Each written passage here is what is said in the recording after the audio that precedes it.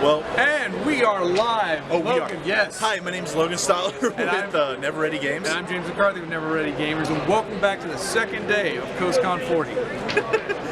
You okay, Giggly? Well, I just wasn't expecting it. And You know what you're also not expecting? no. Go this way. Go that way. You two. fine. Nope. You stay there. I got you a present. What'd you give me? Present, would you come out, please? Oh, have fun. So, It's just in your size too. Ladies and gentlemen, we're going to be around the con the entire day. We got a lot of stuff going on. We got games, we got vendors, we got everything you probably want. Thank you, and have a very good day.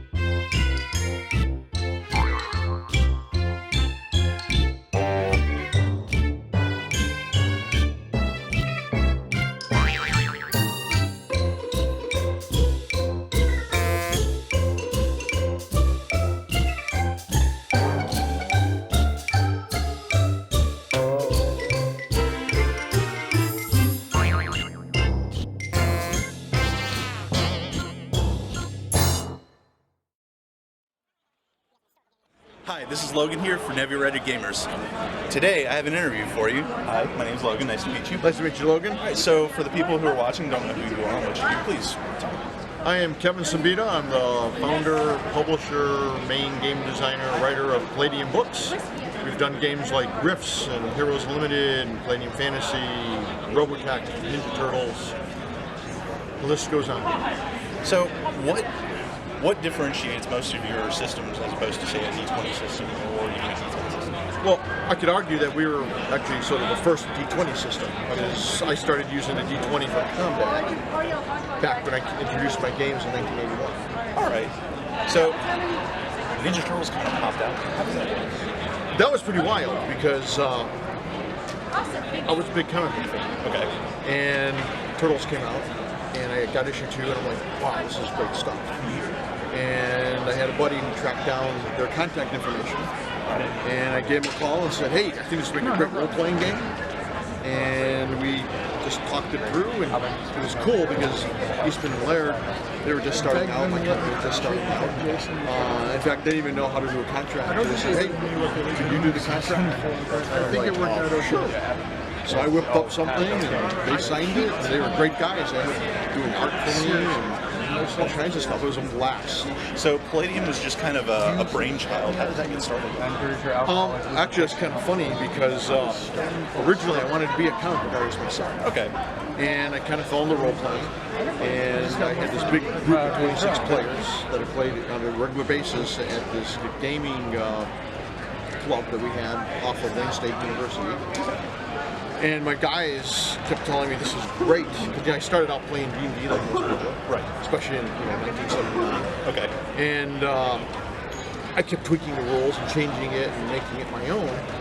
And I'm thinking I'm just making house rules. My guys were like, this is great, this is different from D&D, you should try to sell this. So I tried to sell it. No one was interested for one company. They were paying me like dirt. And I'm like, nah, I'm not giving it away.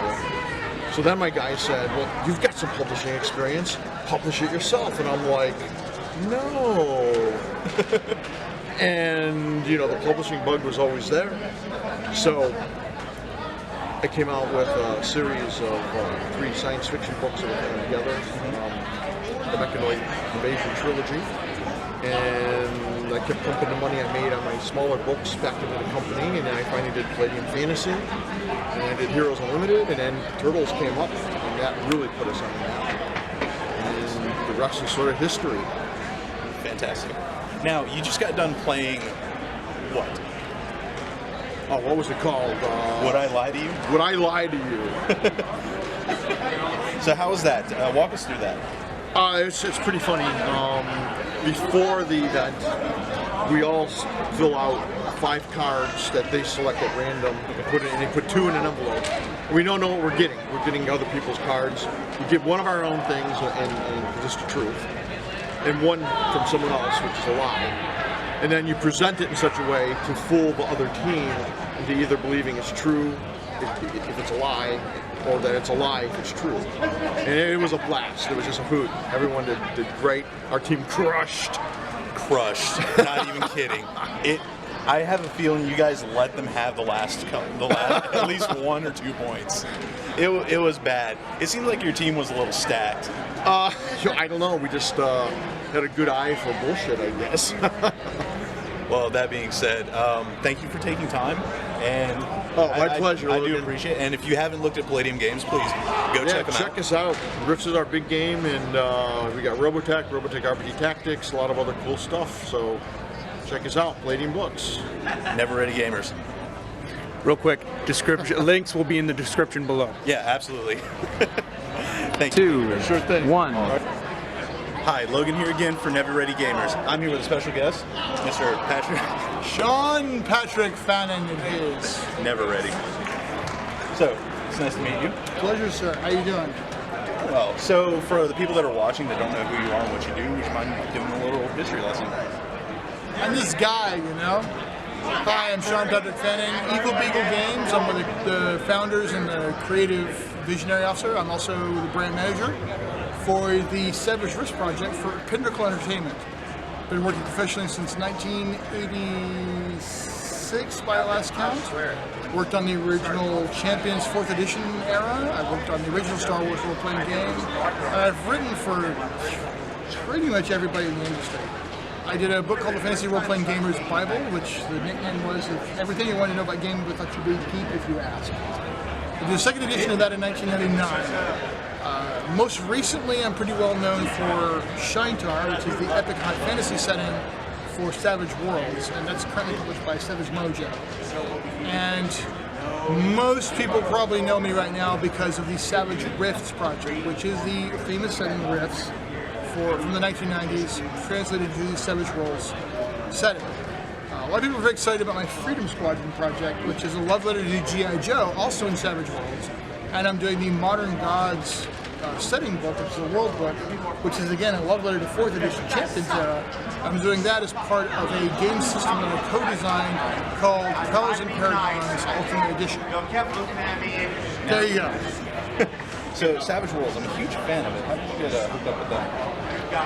Shane Hensley, against his better nature, is one of my best friends. There's an interesting story behind that. You guys ready for a story? Absolutely. Story time with old Sean. So, Shinetar is the world I started building under the Keep on the Borderlands. Do you know what that is? No. When you first got into Dungeons and Dragons, if you did not get involved at the 3-book and then lots of stuff shared with mimeograph sheets, you probably got involved with the very first box set. The box set didn't even have dice in it for half the people who bought it. It had chits that you put into like a film canister so you shook up, but you drew a number out of it. Because it just didn't have polyhedral dice in any capacity back then. But I'd read about it in Games Magazine back in 1976. And one of the modules, I really didn't know what a module was, but that's what they called it, and it was called Keep on the Borderlands. And it was a keep with all these really interesting people and a society built up, and there was a Caves of Chaos. And actually the Caves of Chaos were the major thing for most people who were playing D&D the way it was supposed to be played. But I just finished Lord of the Rings, and I just watched Star Wars on the big screen because it just gotten released. So for me, the epic story and the characters and the setting were more important. So they went and did the thing in the Caves of Chaos, but then they hung up the Keep on the Borderlands. And I decided that I needed to build a world around it. And that's what Shinetar was. So Shinetar was this epic fantasy setting that I created high fantasy, sword on the hill, charge the horde of bad guys. That was the style of gaming that I was into because no one taught me that dungeons were the most important part. I was the only guy running or playing games back in Cobb County, Georgia. This is as far as I knew. I mean, that was when they were trying to ban this stuff. But I built a world, which eventually became called Shinetar. And I was trying to find the right system, because at some point D&D just wasn't really getting it for me, and I was aware of the rule systems. Well, eventually I did this, there's a mailing list that a lot of the professionals in the world are on. And all the D&D guys were on there, and everybody else was on there, and I did this long diatribe. Now, this was about, I don't know what year it was, but 3.5 was a big deal then. And I finally decided that I was going to get in on the D20 thing. I said, all right, I'll do Shinetar and D20. But I couldn't make it work. I mean, I did everything I could, but because of the fact that I was going for more of a action cinema style of role-playing, and that's not really what D&D 3.5 was giving me. It's like, so where's the paradigm? Where is the core understanding of the rule system so I can design my own ideas, because I didn't understand. And I mean, I've been doing this professionally for a while, so I wasn't ignorant, but it just, I couldn't find it. But the funny part was, the guys at Mongoose, at the time Mongoose Publishing was one of the #1 third-party publishers doing the 3.5 conversions. I'm sorry, guys, but I'm really going to out you here. They contacted me back, Sam, and said, if you get a reasonable answer on this, we'd love to see it. And they were already doing 3.5 conversions, but they didn't have anything to work from. Nobody did. You were totally making up as you went. But Shane Hensley, who was actually one of my dear friends, I've known him for years, he contacted me and sent me the core Savage Worlds rules, the core, the original, it was Evernight. And actually 50 Falcons, the first 50 Falcons. And I fell in love. So I took a year trying and failing to do Shinetar in D20, and that's after trying to do it in a number of other game systems. And then I got my hands on the Savage Worlds rules. In 6 weeks I had a functional, really good player's guide. That was it.